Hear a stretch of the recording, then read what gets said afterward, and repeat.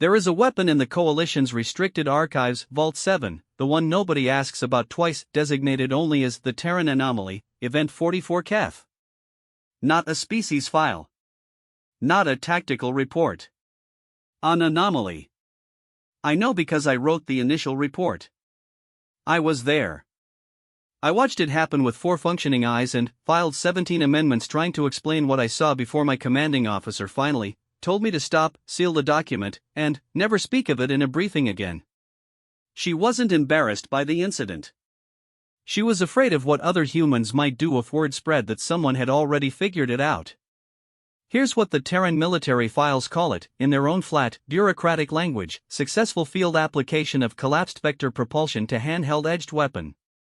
Operator, Specialist M. Reyes. Duration of engagement, 11 minutes. Casualties inflicted, classified. 11 minutes. The Keth-class gravity splicer, a piece of technology the Vorith Dominion spent 60 years and the GDP of 4 colony systems developing, was considered physically impossible to weaponize at close range. The mathematics said so. The physics said so. Every weapons theorist in the Coalition had agreed, on record, at a symposium, with refreshments. They were wrong. One human figured it out. Not a physicist. Not an engineer. Not even someone who fully understood the math. A soldier. From a planet that, by all measurable metrics, should not have survived its own industrial age, let alone ours.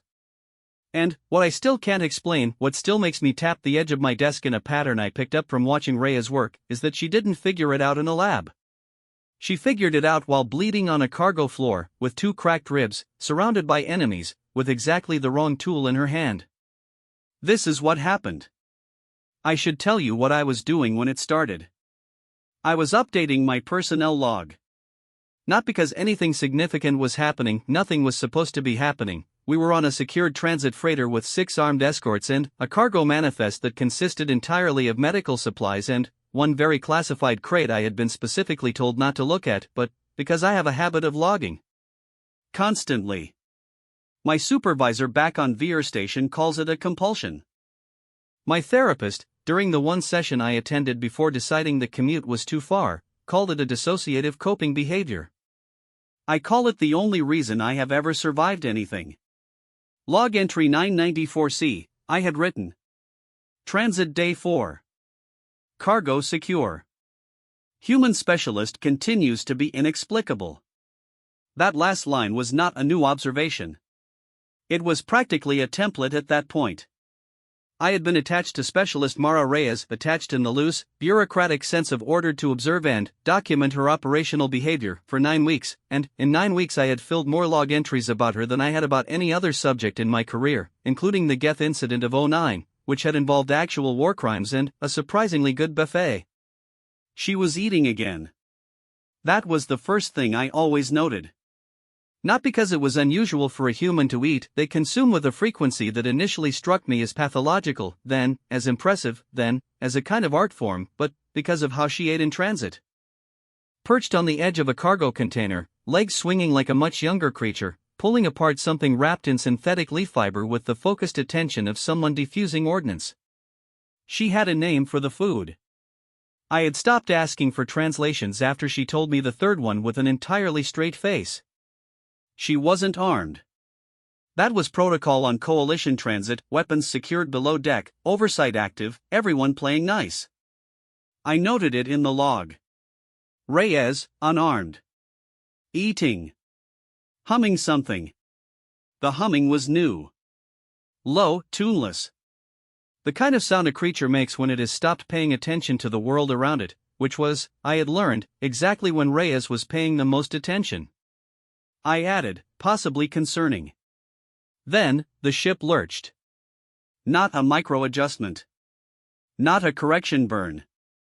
A hard, lateral slam that threw my stylus across the room and knocked 2 crates off their magnetic anchors, and I had one single, crystalline beat of silence before every amber light in the hold went red, and, the ship's system said, in the polite, pre-recorded voice of a dispatcher who had retired before this became her problem, unauthorized boarding detected. Decks 3 through 7. Please remain calm and await security response. The humming stopped. I looked at Reyes. She had not dropped her food. She was still holding it. One bite taken.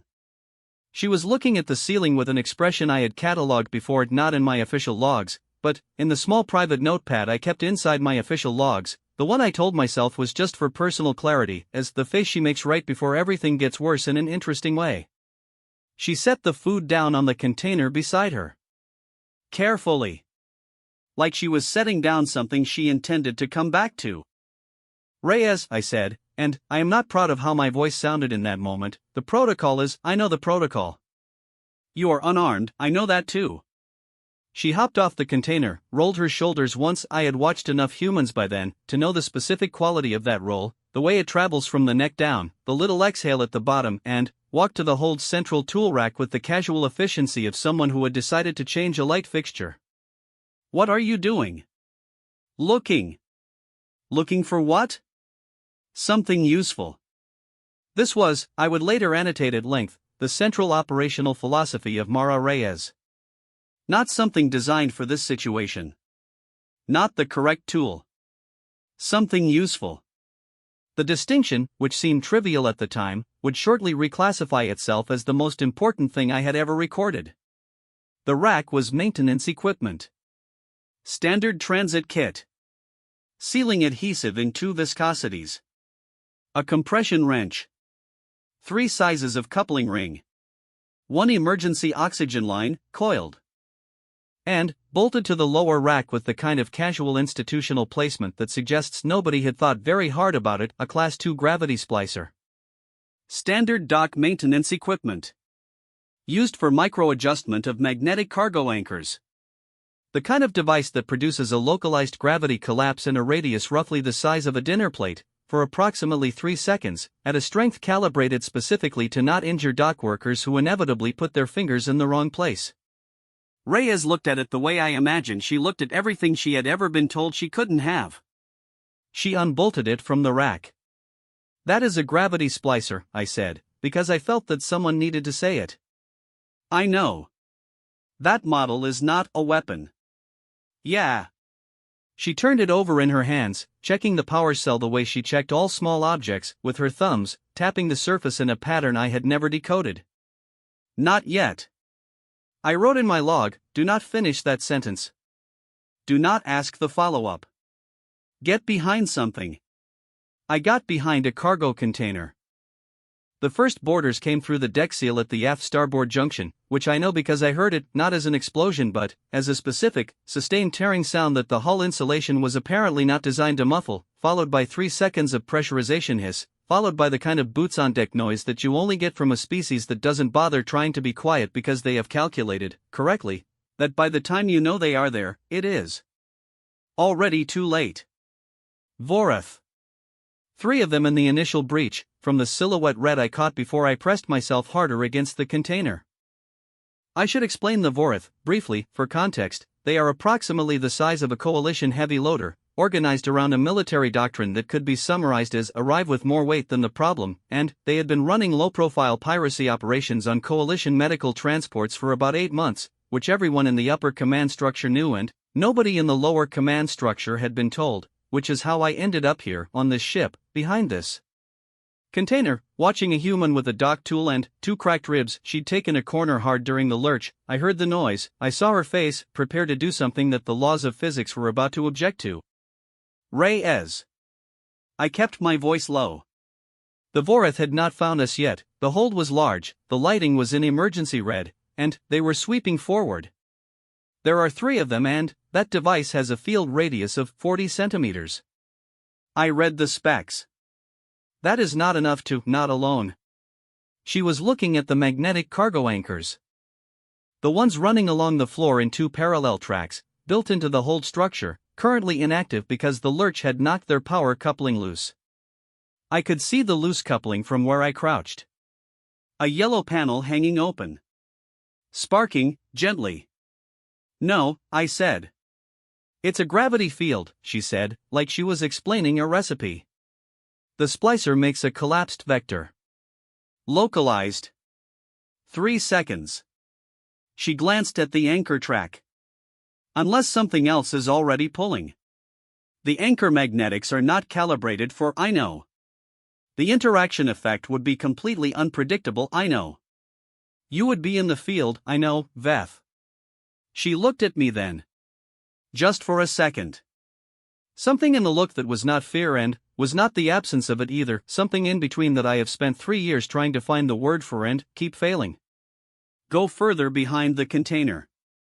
I went further behind the container.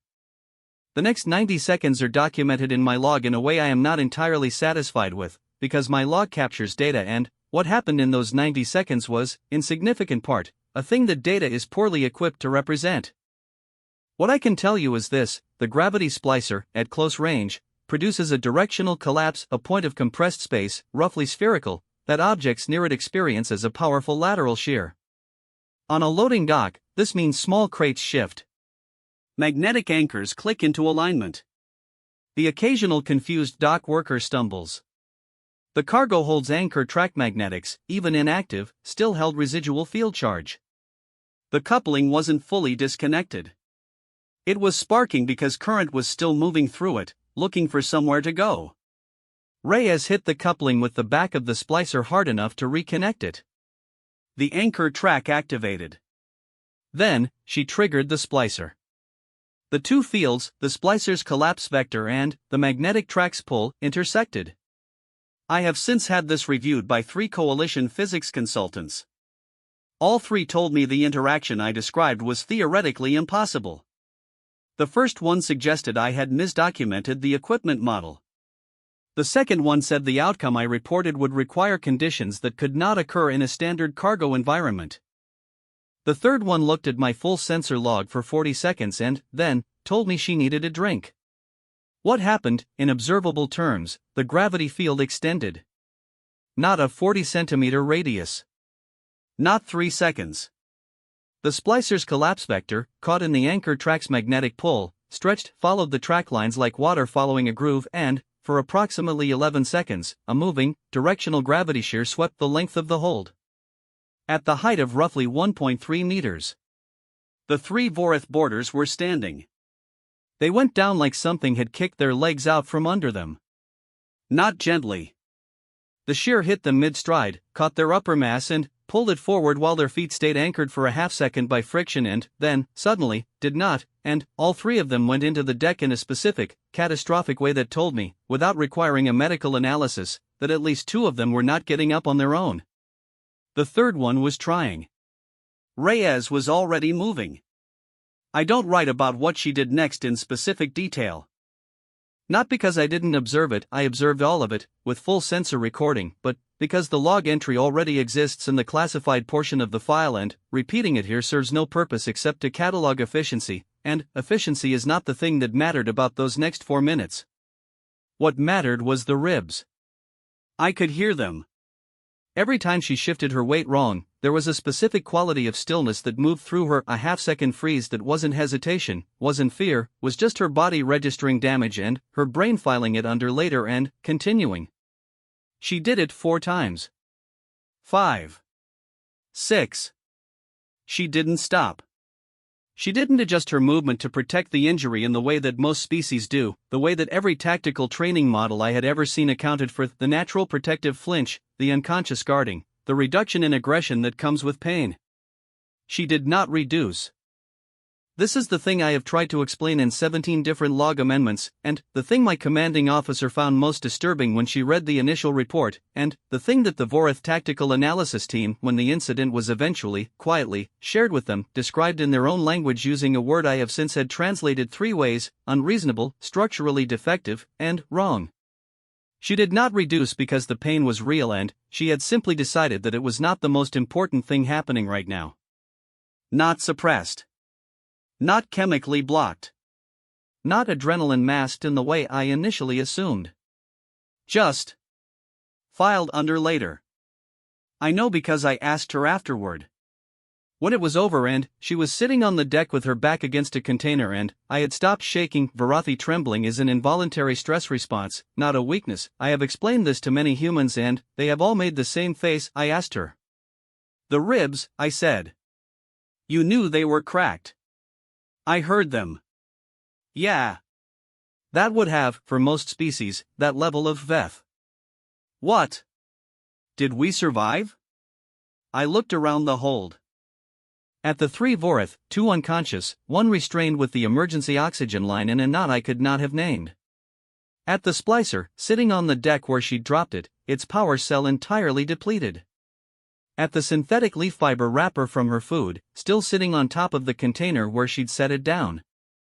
Yes, I said. Then, later, she said, I'll care about the ribs. She closed her eyes. Not sleep. Just the kind of stillness that a body insists on when it has been refused everything else. I opened my log. Entry 994D, I wrote. The gravity splicer was a dock tool. Reyes used it anyway. She is currently breathing at a rate that concerns me. The hold is secure. I do not have the vocabulary for what I just observed. I paused. Added, she left the food. She came back to it. Because that seemed important. I wasn't sure why. I still logged it. The escort ships reached us 14 minutes later. By then, Reyes was asleep, genuinely asleep, back against the container, chin down, the specific quality of unconsciousness that only happens when a body has simply decided it is done with the day. The oxygen line was still doing its job on the 3rd Vorith, who had spent the last 8 minutes making a sound I had never heard a Vorith make before. The boarding team lead, a coalition officer named Dreve, 4 years senior to me, who had the general expression of someone perpetually disappointed by the universe's lack of organization, came through the hold door, swept the room with the efficient gaze of someone writing a report in real time, and stopped. Looked at the 2 unconscious Vorith. At the restrained 3rd. At the splicer on the floor. At Reyes, asleep, back against the container. At me, crouched beside her, stylus in hand. Veth, he said. Dreve. What happened to the escort fleet's response window? How are 3 Vorith, they used a drift shield. Came in under sensor range. Standard revised approach, you'll want to update the protocol. I glanced at Reyes. The hold was secured before your team arrived. By what? I looked at the splicer. At the anchor track. At the specific groove the gravity shear had worn into the deck surface, a subtle darkening, a compression mark, the kind of thing you would only notice if you were looking for it. A dock tool, I said. And some physics. Dreve looked at me the way people look at you when they are deciding whether or not to write you up. I'm going to need your full log. Yes, I said. You are. He walked forward, stepping carefully around the Vorith, crouching to assess the 3rd one's restraints with the expression of someone encountering a not so implausible it had become offensive. He prodded it. The Vorith made the sound again. What is this even? She tied it. Dreve looked at Reyes. She shifted in her sleep, made a small noise, did not wake up. She's hurt, I said. 2 ribs, minimum. She'll need medical when she's up. She's asleep. I know. Dreve stood up. Pulled out his own log, a physical one, worn cover, the kind of aging equipment that signals either deep tradition or very limited budget, and began writing. He wrote for a long moment. Stopped. Looked at the deck mark. Veth. That mark on the floor, gravity shear. The splicer field interacted with the anchor track magnetics. That's not, I know. He wrote for another moment. The splicer field can't extend like that. The 2 systems would, I know, Dreve. He stopped writing. Looked at me. Looked at Reyes. Looked at the mark on the floor with the expression of a man who had just understood that the universe had quietly reclassified something in his absence and had not bothered to send the memo. How, he said. I thought about Reyes looking at the anchor track the way she looked at everything she had ever been told she couldn't have. I don't entirely know, I said. I don't think the physics cares. Dreve closed his log. Opened it again. Closed it. I need a drink, he said. There's a 3rd physicist who said the same thing, I said. I'll send you her contact. Reyes slept for 3 hours. The medical team woke her, assessed the ribs, 2 cracked, 1 fractured, opinion divided on a fourth, and she sat through the whole assessment with the contained patience of someone enduring a long queue for something they've already decided they want. When the medic told her the fracture would require a bone bonding cast for 6 weeks, she said, "How long if I take it off after 3?" The medic told her the bone would not fully set. "But I'd have function back by week 4? The medic said, with the resigned tone of someone who had answered this question many times before, technically. "But, great. I recorded this exchange in its entirety. Not because it was significant to the tactical report, but because the medic, after Reyes had turned away to look at something on the wall, made a face that I have thought about often since. Not frustration. Not exasperation. Just a very quiet kind of baffled respect that a person tries to hide because they don't quite know what to do with it. I know the feeling." Entry 994E, post-incident. Hold secured. Escort fleet on station. Reyes is eating again, same food, retrieved from the container top, apparently still acceptable. She is also arguing with the medic about the cast schedule. 3 Vorith in custody. 2 with injuries consistent with high-force gravitational shear and subsequent impact. 1 with the most structurally creative restraint I have ever catalogued. The crate I was told not to look at is undamaged. I looked at it. It contains, as far as I can determine, nothing. This is either deeply significant or a very good joke. I have listed it as pending classification. Addendum: the gravity splicer's power cell is fully depleted. It will need to be replaced before the next dock calibration cycle. I have filed the maintenance request. I have listed the cause of depletion as standard use. This is technically accurate. I have decided not to think about that too hard. 4 days later, back on station, I submitted my incident report. The full version. All 17 sections, including the physics addendum, the sensor logs, the deck photographs, and the medic's expression, which I described as best I could in technical language and which my commanding officer read twice before looking up at me. "Veth," she said. "Commander. This is the gravity splicer report." "Yes. You're saying a human weaponized a dock maintenance tool by intuitively combining its field with an inactive anchor track current." "I'm saying she did it. I'm not saying she knew exactly what the result would be. Did she know it might work?" I thought about Reyes, turning the splicer over in her hands. Thumbs tapping. I think she knew it was worth trying. My commander looked at the report for a long time.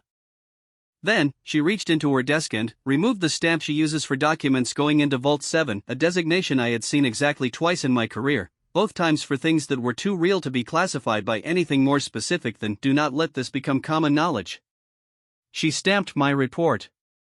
"You understand," she said, not looking at me, "that if word gets out that this worked, other humans will try variations," I said. "Yes. They'll improve it." "Yes. And, then, they'll teach each other." She finally looked up. "Yes," she said. "That is exactly what worries me." I thought about this on the way back to my office.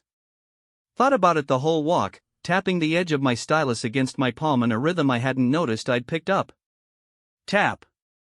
Tap tap. Tap. Reyes's rhythm. The one she used when she was checking something and thinking about something else. I stopped. Looked at my hand. Kept walking. 3 months after the transit incident, I was reassigned. Not punitively. My commander was careful to explain that. The reassignment came with a commendation attached, technically one of the more significant commendations available to a coalition intelligence officer of my rank, though it arrived in a plain envelope with no ceremony, which I assumed was deliberate, and the new posting was described as an opportunity to continue your exceptional documentation of human operational behavior in a more structured field environment. I read the briefing twice before I understood that structured field environment meant active combat theater. I requested clarification. The clarification was, "You'll be fine. Bring the log." The log was already in my bag. Reyes was there when I arrived at the forward staging post on Keth 4, which is the moon of a gas giant that no one had cared about until 2 years ago when the Vorith decided it was strategically significant, and now everyone cared about it in the specific, resentful way that people care about things they would very much prefer not to have to care about. The post was a cluster of prefab structures embedded into an oxidized ridge, painted the same unhelpful brown as the surrounding terrain, and staffed by a mix of coalition infantry and a human unit, Reyes's unit, the 14th Terran Forward, designation Irongate, who had been on site for 6 weeks. The post smelled like metal and synthetic coffee and something biological I chose not to investigate. Reyes was outside one of the prefabs when my transport landed, sitting on an upended equipment case, cleaning something I initially identified as a standard coalition field blade and then looked more closely at and had to revise. It was a field blade. And also not. Veth, she said, without looking up. How did you know it was me? Your transport has a specific hydraulic whine. Third intake valve, slightly off calibration. You've been overdue for maintenance since the transit incident. I looked back at the transport. Then, at her. You monitored my transport? I heard it land. She finally looked up. The ribs had healed, the cast had come off at week 3, I had noted this in the log, the medic had sent me a message that said only I told her, and she looked the same as she always looked, unremarkable in the specific way that a very effective thing can be unremarkable when it is not currently being effective. You look worse than I expected. Thank you. It's a compliment. It means the posting surprised you. Means you weren't preparing to come here. I wasn't. Good. She looked back down at the blade. Comfortable people make bad decisions. I sat on a different equipment case, opened my log, and wrote, Arrival, Keth 4 forward post. Reyes present. She appears to have modified a field blade. I will ask about this eventually. Currently choosing to take a moment. The moment lasted about 12 seconds before a second human appeared from the prefab behind her, one of her unit, a tall one I had not yet processed in my contact file, who I would later catalog as Corporal Denny Ashcroft, 8-year veteran, secondary specialty in improvised structural engineering, primary reputation for being aggressively cheerful in contexts that did not warrant it. Hey, new alien, Ashcroft said. I am not new, I said. I have been with Specialist Reyes's unit before. New here, Ashcroft said, with the indiscriminate warmth of someone who has decided that a distinction is not worth making. She handed Reyes something, a small tool, curved, I did not recognize it, and dropped down to sit on the ground beside her with the bonelessness that large humans sometimes achieve and that I have still not fully adapted to observing. She's fixing it again. What is it? I asked. Ashcroft looked at me. Looked at the blade. Looked at Reyes. Good question, she said. Mara, what is it? Not done yet, Reyes said. I will tell you what it was once I understood it. This took 3 days and a conversation with the unit's technical officer, a Varathi named Kesset who had the expression of someone perpetually calibrating for something that was not quite within calibration range. Kesset looked at my field photographs and said, That's not possible. I've been hearing that about her. No, I mean structurally, the gravity splicer and a blade housing don't. The field would require a containment architecture that doesn't. Kesset. What? It's in the photographs. Kesset looked at the photographs again. Looked for a long time. Tapped the desk in a way that reminded me, uncomfortably, of my own tapping, which reminded me of Reyes's tapping, which suggested a pattern I was not comfortable naming. Where did she find Type 7 dampening coil? I don't know. That's not a standard field component. That's specialty tech. That's, Kesset stopped. There was a supply transfer 3 weeks ago.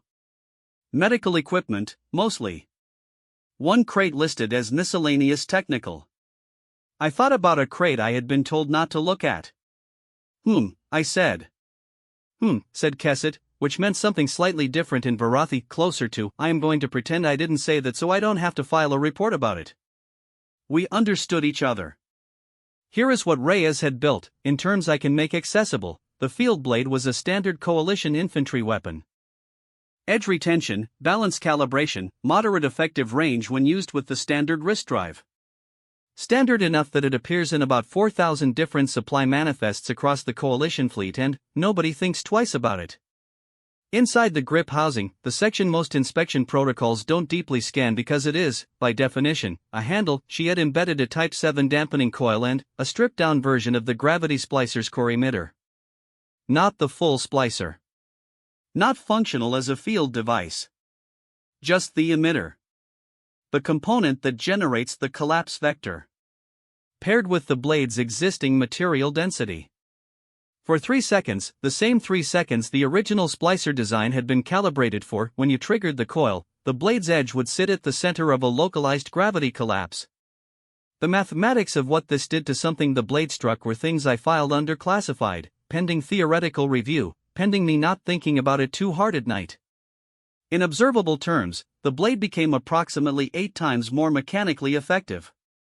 Not in the crude sense of additional force.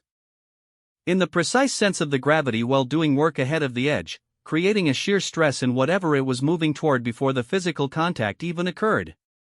The weapon's effective life under these conditions was short. The coil degraded fast. After maybe 6 uses, the emitter burned through. Reyes's solution to this was to carry 6 blades. It's disposable, she told me, on day 4, when I finally asked directly. We were in the post's maintenance bay, a small, poorly lit room that smelled like machine oil and whatever Ashcroft had been eating in here, which I had decided not to investigate, and she was assembling the 4th blade while I updated the log. Each one's good for about 6 uses. Then, you drop it. And the emitter? Gone. But the coil housing is recoverable if you have time to pull it. Do you usually have time? She thought about this with the specific quality of a person thinking about all the times they had not had time. Sometimes, she said. Reyes. The theoretical output when the field engages with a solid target at close range, I know. You are also at close range. The collapse is directional. It vectors forward, away from the grip. That is a very precise distinction to rely on when you are in the middle of VEF. She held up the blade, checking the balance point. Everything within half a meter of me is at risk to some degree. I know that. The math works better if I'm not thinking about it. I wrote, she prefers not to think about the math. I suspect this is not compartmentalization. I suspect this is operational philosophy. I looked at it. Added, this may be the most frightening thing I have written in this log. The engagement happened on day 9. I will not tell you I was ready for it. I will not tell you I had processed, emotionally, what it meant to be attached to a forward post on an active contested moon. I will tell you that I had continued logging, that I had developed a system for distinguishing between the types of alarm sounds the post's perimeter used, and that I had entirely failed to sleep through a single night because the post's atmospheric regulator made a noise at roughly the 3rd hour of the sleep cycle that my nervous system had classified as a threat and could not be persuaded otherwise. I was awake. I was logging.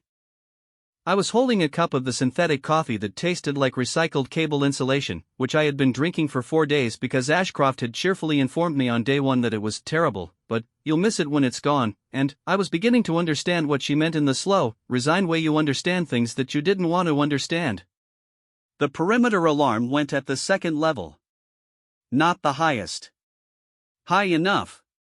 By the time I reached the command post, Reyes was already there, and so was half of Irongate, and so was the perimeter red, 14 contacts, approaching from the eastern ridge, moving in the specific distributed pattern that Coalition tactical recognition software identifies as intentional, coordinated. This is not animals.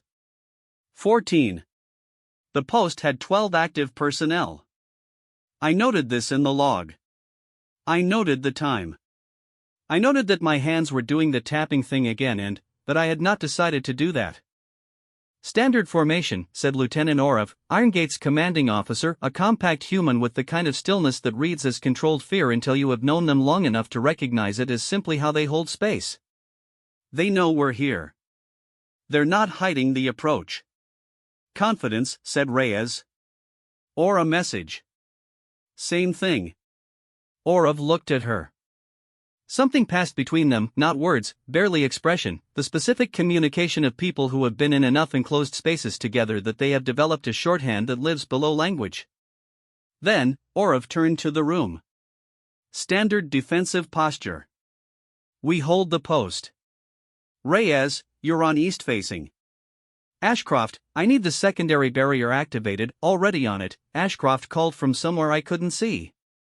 Kesset, I need sensor coverage on the north ridge. If they have a second element in reserve I want to know before. Already flagged 2 anomalies, Kesset said, appearing at my elbow from a direction I had not been monitoring, which caused a stress response I am not going to describe in detail.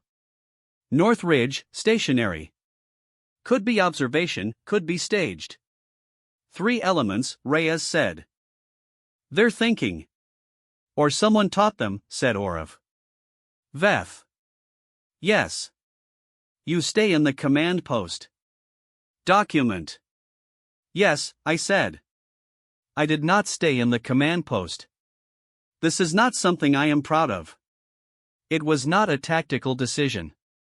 It was the specific failure mode of someone who has been told to observe a thing from a safe distance and finds, when the thing begins, that they are already walking toward it and can't identify the moment they decided to. I followed Reyes to the eastern wall.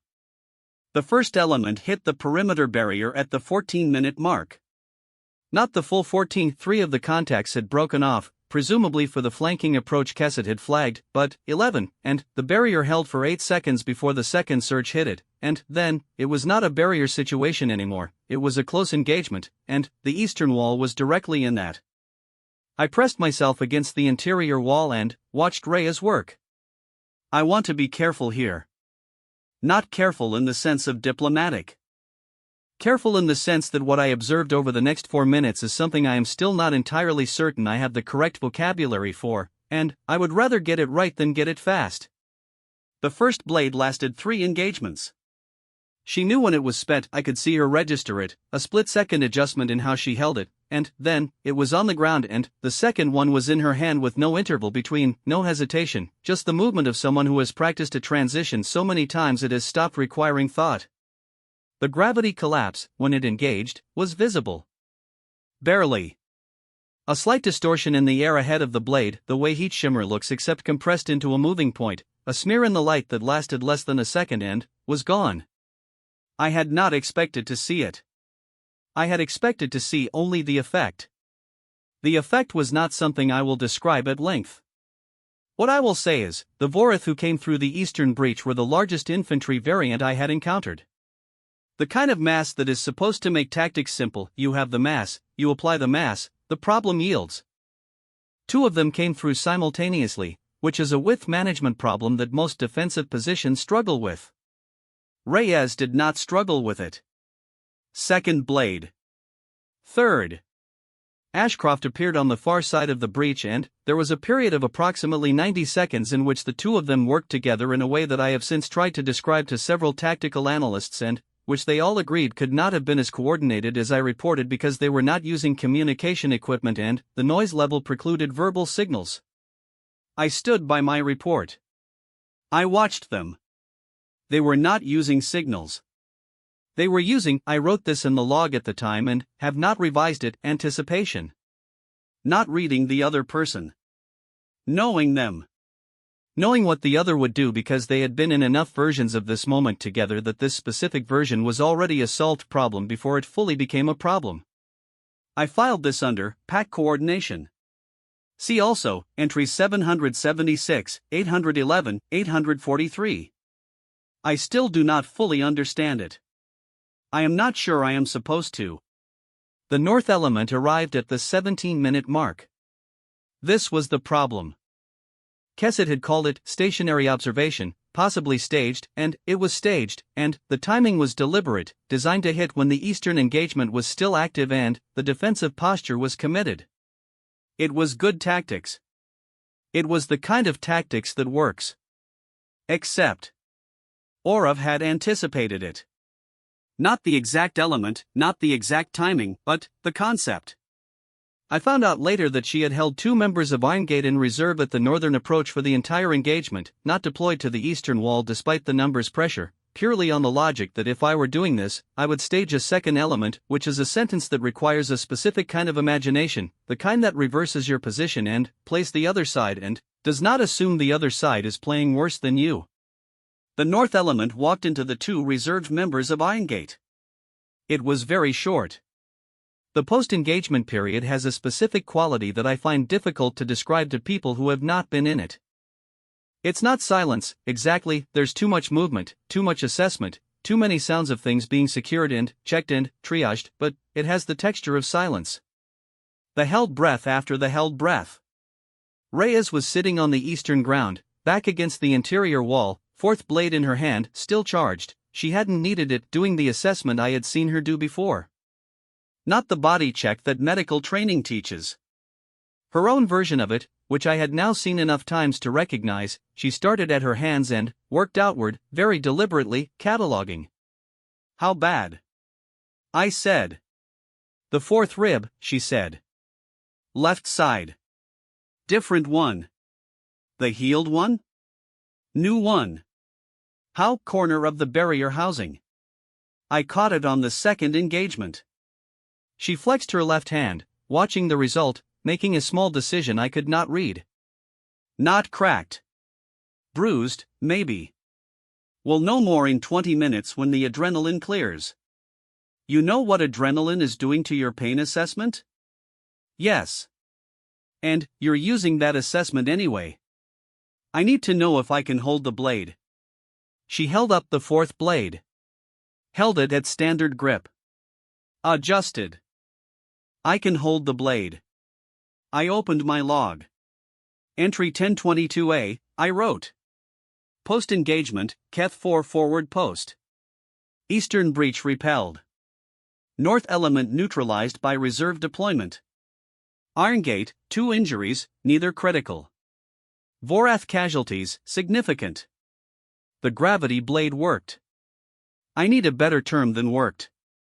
I do not have one yet. What are you writing? Reyes asked. Everything. Am I going to want to read it? Probably not. She made a sound that was almost a laugh. Almost. The specific almost that lives in the back of the throat and decides not to commit. She tilted her head against the wall and looked at the ceiling with the flat, exhausted gaze of someone who has spent everything and is waiting for the account to refill. Ashcroft appeared around the corner, dropped down beside her with the boneless ease that I had given up reacting to, and handed her something. Food again, different kind, in a foil packet, which Reyes took and opened with her teeth. North side's clear, Ashcroft said. Orov? Doing the post check. She's fine. Pissed about the barrier housing. The housing was already compromised. Yeah, she knows. Still pissed. Reyes chewed. Looked at the fourth blade, still in her non-eating hand. The coil's still got 2 uses, she said. Okay, said Ashcroft. I should recover the coil from the 3 end, for if the housings are still Mara. I know. Later. Yeah. Later. A pause. The specific pause of people who have filed a lot of things under later and know that the account for it is getting large. Veth, Reyes said, without looking at me. What? Stop tapping. I looked at my hand. The stylus. Tap tap tap. Her rhythm. Sorry, I said. Don't be. Just stop. I stopped. Wrote instead. Filled 2 pages of post-engagement observation before my hands steadied enough to do anything else.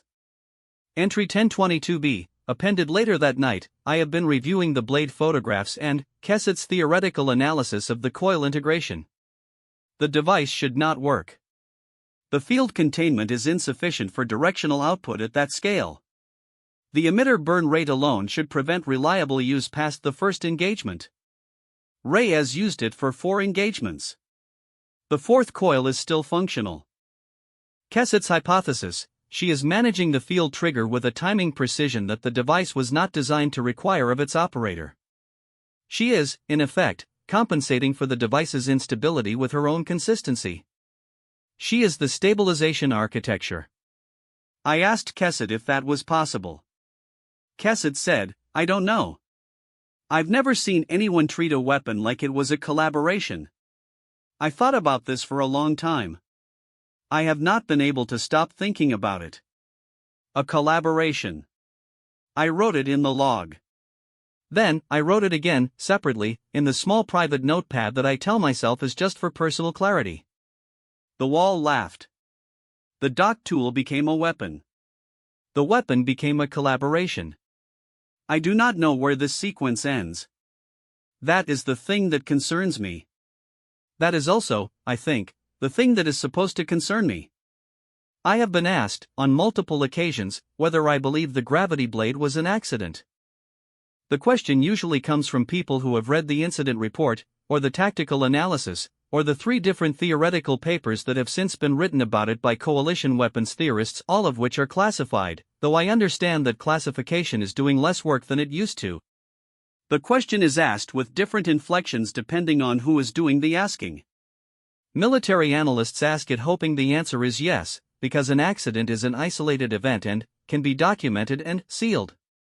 Coalition command asks it hoping the answer is no, because in no means it can be replicated and leveraged. The Vorath, when this information was eventually, quietly, used as a negotiation element in the Keth-4 withdrawal talks, did not ask the question at all. They had seen the deck mark on the transit freighter. They had the forensic reports from the Eastern breach. They had decided, apparently, that the answer didn't change what mattered. I think about all of these responses. I think about them in the way I have always logged things that don't have clean entries, by returning to them at irregular intervals, tapping the desk, waiting for the notation that makes them make sense. I have not found it. I think that might be the answer. The Keth-4 posting lasted 4 months after the Eastern engagement. I will not recount all of it, because some of it is in the classified sections that my commander filed with such finality that I suspect she did it in the same spirit one seals a door that something unsettling came through, not because the sealing fixes the problem, but because it creates the small daily comfort of a closed door.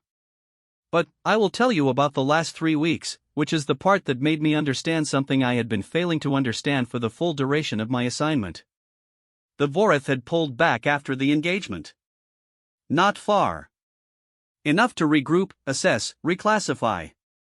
Satellite reads put their main element approximately 40 kilometers from the post, in a ridge formation that Kesset identified as a preparation posture rather than a full withdrawal. They were not leaving Keth-4, they were deciding what Keth-4 was worth now that the calculation had changed.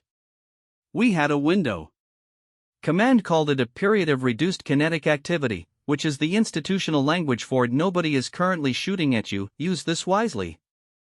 Irongate used it to repair, resupply, and, in the case of Ashcroft, reorganize the maintenance bay in a way that I initially found baffling and, later recognized as genuinely better organized than it had been before, which told me something about the value of applied chaos that I was not sure I had a filing category for. Reyes used it differently. I found out from Kesset first, which was not how I would have preferred to find out. She's teaching, Kesset said, handing me a cup of synthetic coffee with the air of someone delivering bad news gently. What? Reyes. She's been running sessions. I counted 3 in the past week. Sessions of what? Kesset put down the coffee, pulled up a secondary log on their console, not an official record, just personal notation, the kind Varathi keep for things they're not sure how to classify, and turned the screen toward me. The notation read, Field Modification Theory. Applied Gravity Dynamics.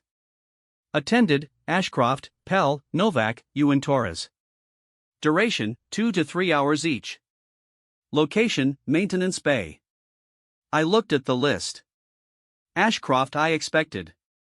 The others were members of Irongate I had catalogued but not spent significant time with. Pell, a second-year infantry with a background in mechanical apprenticeship from a Terran city called Glasgow. Novak, 7 years, had cross-trained in coalition field systems during a joint posting. Ewan Torres, for years, quiet, had the specific quality of someone who asks no questions because they are already building answers. 4 people. Learning to build the gravity blade. She's teaching them the modification, I said. Not just the modification. Kesset pointed to another line of notation.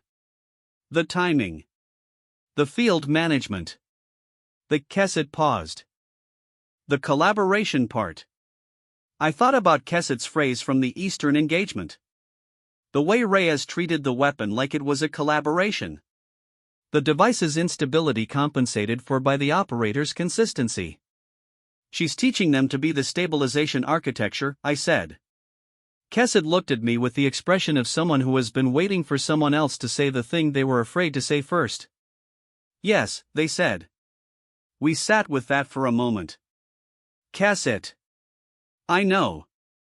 How many versions of this exist in 4 different people's hands? I know, Veth. And if they teach someone else, I know. I picked up the coffee. Put it down. Picked up my stylus. I need to go to the maintenance bay, I said. Reyes was mid-session when I arrived. She had a blade on the work surface, disassembled, casing removed, housing open, the internal components laid out with the specific deliberateness of someone teaching anatomy.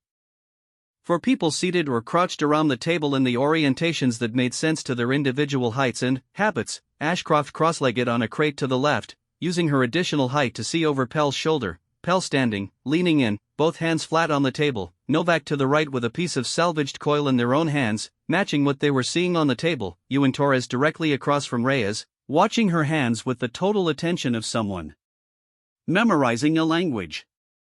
I stood in the doorway. Reyes glanced at me. Did not stop. The coil degrades because the emitter isn't designed to hold the field in motion, she was saying, pointing to the emitter housing with a small probe. It's built to pulse. 3 seconds, release, reset. If you hold the trigger through the pulse cycle, the coil tries to sustain what it's not built for and it burns through. So you don't hold it, Pell said. You release at 2.8. Not 3. The field is still active at 2.8, there's a carry effect for about half a second after release. You get the full effect. The coil resets instead of burning. A pause.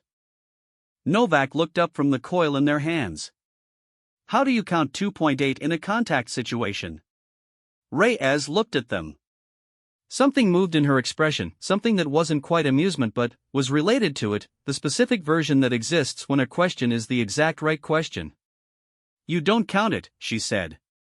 You feel it. Feel what? The resistance. Right before the carry effect kicks in, the field gets sticky. There's about a third of a second where it wants to hold, wants to sustain, and you can feel that in the grip. You release when it feels like it's pulling. Pulling toward what? The target. Silence. The specific silence of 4 people reconfiguring their mental model of how a thing works. You and Torres spoke for the first time since I had arrived. Quiet voice. The question of someone who had already been building the answer and needed one more piece. You trained yourself to feel it. I noticed it once by accident. Then, I started paying attention to when it happened. Reyes set down the probe. Then, it wasn't an accident anymore. She looked up. Looked at me, standing in the doorway. Veth. I'm not interrupting, I said, though I was, plainly, interrupting. Log it, she said. All of it. I am. Good. She looked back at the table. If I go down out there, I want someone to have this. The room went very still. Not alarmed. Not emotional, in the observable sense. Just still in the way rooms go still when something has been said that everyone had been thinking and no one had been saying. Ashcroft broke it by picking up the spare coil from beside Novak's hands and examining it with the focused attention of someone who has decided to be useful. Okay, she said. So 2.8. Teach us what pulling feels like. I went back to my corner, sat on an upended crate, and opened the log. Entry 1044A, I wrote. Reyes is teaching Irongate to build and operate the modified gravity blade. She is doing it specifically because she might die. I stopped. Looked at the sentence. Added, she is doing it so that if she dies, it survives. She is doing it so the thing she figured out keeps existing in people who can use it. This is, I wrote, and then stopped again for a long time. This is not what I expected, I finally finished. I don't know what I expected. I think I thought she was the variable, the anomaly, the exception. I think I thought this was a thing that lived in her specifically and would end if she did. She thinks the same thing, and she is solving for it. I closed the log. Sat in the maintenance bay while Reyes taught 4 people to feel a physics instability at 2.8 seconds in a field device that was never designed to be operated this way, and I thought about what that meant. Not tactically. Not in the official record sense. In the smaller, harder sense, she was not special because she had discovered a thing. She was special because she understood that a discovered thing is worthless if it dies with the person who found it. She was making herself redundant on purpose. The Voreth came back 23 days into the reduced activity window. Not a re-engagement, a delegation, technically, though they arrived with a security element that Orav described as present in numbers that imply an interest in not losing another engagement, which is a form of diplomacy I respect. The delegation requested a meeting with Eingate's commanding officer. What they actually asked, through a translator, after the formal exchange that coalition protocols required, was the Blade a new coalition weapon system? Orav said no.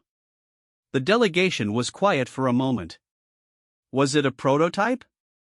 Orav said she wasn't at liberty to characterize it. The delegation was quiet for a longer moment. Their lead representative, a senior Voreth officer whose rank insignia I had been studying for 4 days in preparation and still wasn't certain I had correctly identified, asked a final question. How many humans have it now? Orav looked at the lead representative with the specific quality of stillness I had come to recognize as her controlled version of everything. Enough, she said. The delegation withdrew to their ridge formation. The Post held a briefing that evening, which I attended and which Reyes attended in the back row, and in which Orav informed Irongate that the Voreth were in contact with their command regarding a potential withdrawal from Keth-4, which might or might not lead to formal negotiation, which might or might not lead to something that could be described with the word peace, which was a word coalition command used carefully because the distance between a described thing and an actual thing is sometimes very large. She did not say that the withdrawal was related to the Blade. She did not have to. Afterward, in the maintenance bay, it had become the place where informal things happened, which I noted was specifically because it was where Reyes spent most of her downtime, which said something about what the center of gravity in Irongate had become. Ashcroft asked, did they leave because of us or because the math got worse for them? Same thing, Reyes said. She was reassembling the 6th blade. The first 5 were all spent. She had been working on this one for an hour, checking each component twice in a way that was slightly different from her usual checking. More careful. The way you handle something you think might be the last of its kind. We should make more, Pell said. We are making more, Novak said. We've been making more for 3 weeks. More than that. More people. Reyes looked at Pell. The same look she had given Novak when Novak had asked the right question. Yes, she said. When we rotate back, yes. Full unit? Wider than that. She looked at the blade. Whoever will learn it.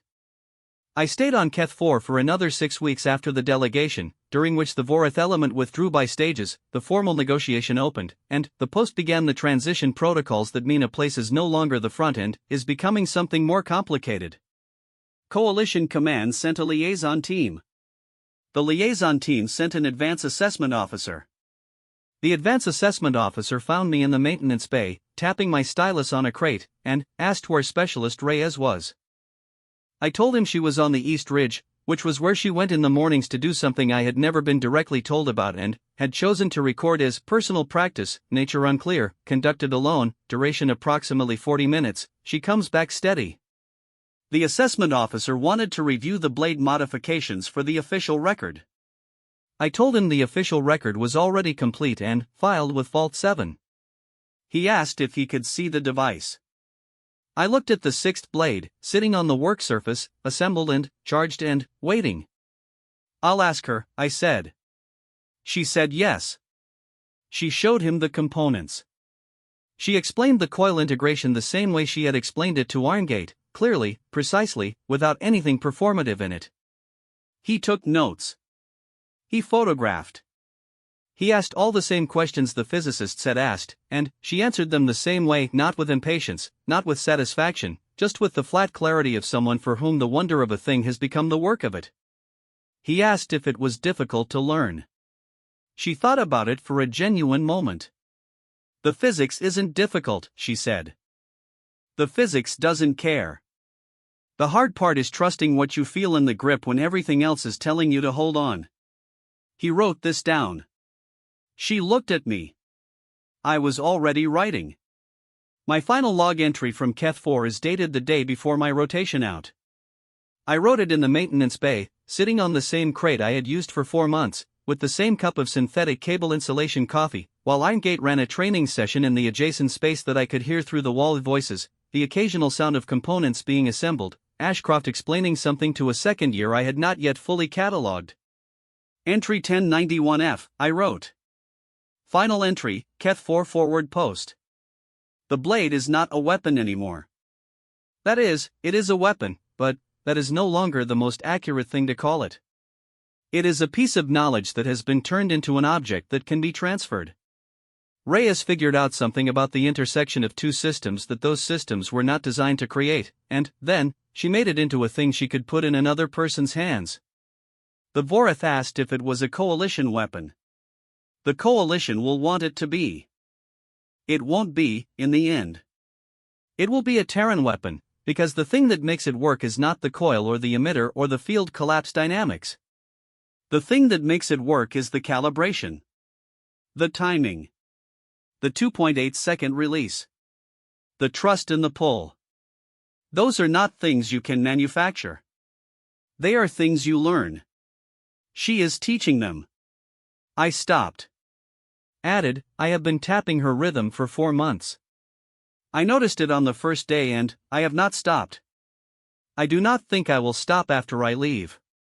I think some rhythms stay in your hands after the reason for them is gone. I think she knows this. I think this is part of what she is doing, leaving a rhythm in people that will outlast her presence. I do not have a tactical classification for that. I am filing it here, in the private notepad, where the things I cannot classify live. I closed the log. Opened it again. Added one more line. The food. She always came back to the food. I understand now that this is the thing I kept logging. Not the physics. Not the blade. The fact that she set the food down like she intended to return. Like she had already decided, this is not the end of anything. This is a pause. I will come back to this. She always came back. I transferred out on the morning of the 47th day, post-engagement. Reyes was on the East Ridge. I did not interrupt her practice. I left a note, physical, paper, which I had not written a physical note in 4 years, on the work surface beside the 6th blade. It said, entry 1091G, unofficial. The log is complete. I will write it again somewhere. I do not think the log is the point anymore. She found it later, apparently. Ashcroft told me, in a message 3 months after, that she had kept it. Folded it and put it in the grip housing of the 7th blade, the one she started building the day after I left. The grip housing. The part inspection protocols don't scan deeply. The part where you put the things that are supposed to survive. End of part 3. This report, all 4 sections, including the classified physics addendum and the sensor logs, remains archived in Vault 7 under the designation Terran Anomaly, Event 44 Keth. It has been accessed 14 times since filing. I know because I filed a secondary request to be notified. I am still not sure what I am waiting for. But I keep the notification active. Just in case. Intelligence Officer Vefsari, Coalition Observation Corps, retired. Personal log addendum, undated. Filed under Clarity.